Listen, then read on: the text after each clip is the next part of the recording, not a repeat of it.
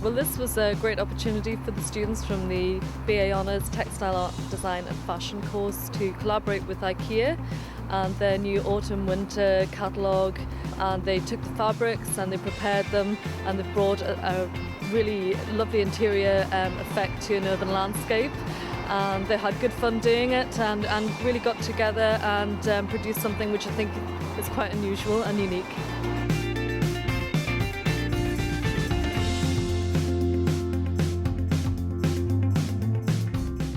We're basically transforming these trees and doing our take on yarn bombing, and it's for the IKEA Catalogue launch using their textiles. I love art and textiles and I'm really interested in transforming public places and thought this would be a really good opportunity.